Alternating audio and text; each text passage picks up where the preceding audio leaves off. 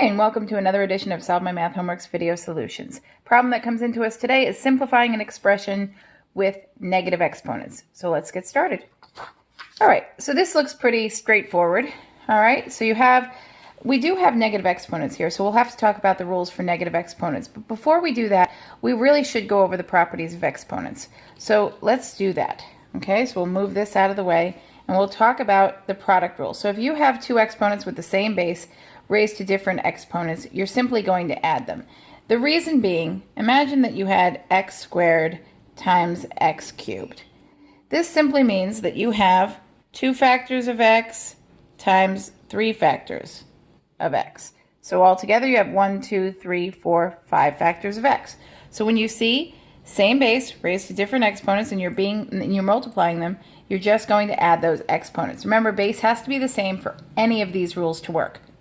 Okay, so the power rule. So when you're raising an exponent to another exponent, that is when you're going to multiply your exponents.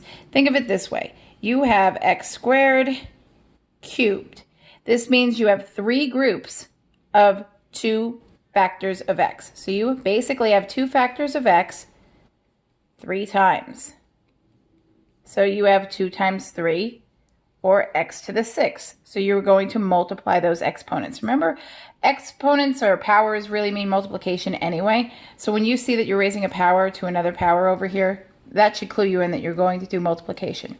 All right, and then our quotient rule. So when you have x to the n over x to the m, you're simply going to subtract. You're going to have the base of x, of course, same base, and you're going to subtract n minus m. Picture this. If you have x to the 5th over x squared, and you wanted to write that out and see what it looked like in expanded form, you'd say x times x times x times x all over x times x, and you would simply divide out your factors of x here. So you 2 factors of x divide into these 2 factors of x, leaving 1's everywhere, and that gives you x to the 3rd left over in the numerator. Had this been reversed, x squared over x to the 5th, it would be x to the 2 minus 5, which is x to the negative 3rd, right? And we're going to get into what this means. This is really the reciprocal, so it's going to be 1 over x to the 3rd. However, it's really easy to see. If you have 2 factors of x in the numerator and 5 factors of x in the denominator, these 2 are going to cancel, divide into these 5, leaving 3 in the denominator.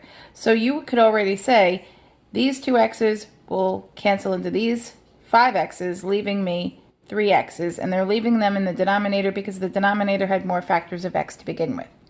Okay, so the one more rule we should talk about, negative exponents.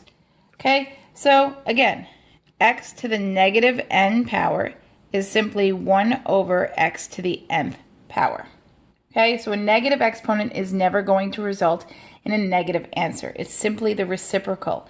And if you wanted to see this in action a little bit here, so let's say you had 3 cubed, and you know that that is 27, and then 3 squared, and that's 9, and 3 to the 1st power is 3, and then 3 to the 0 power is 1, anything to the 0 power is 1, and then you got stuck. You got 3 to the negative 1, and you didn't know what that was.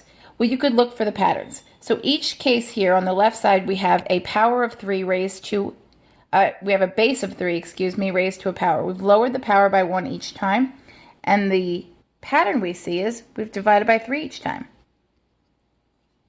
Okay, so 27 divided by 3 is 9, 9 divided by 3 is 3, 3 divided by 3 is 1.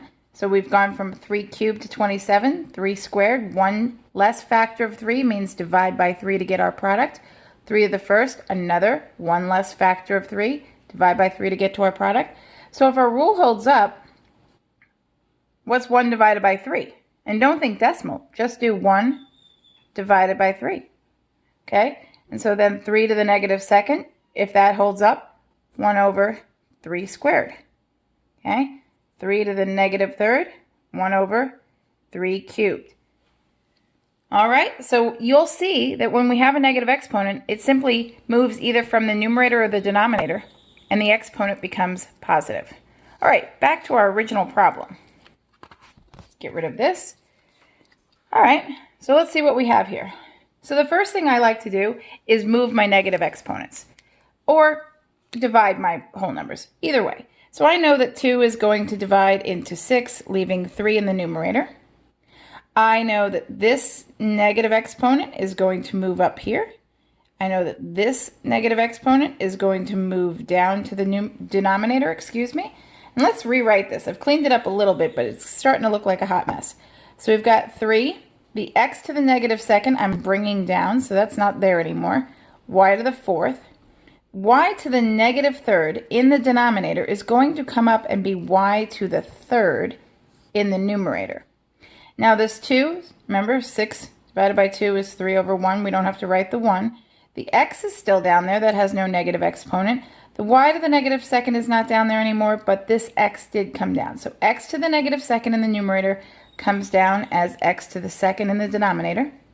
Now again, we're going to clean up. You can't leave 2 instances of the same base to different powers. So we're going to use our product rule. So y to the fourth times, remember we didn't write our little multiplication symbols, but they are there. Y to the fourth times y to the third is y to the 4 plus 3 all over x to the first. When there's no exponent, it's a 1. Times x to the second is x to the 1 plus 3.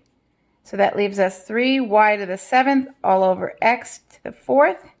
And we are done. There are no negative exponents, and I don't have repeated factors of any variables.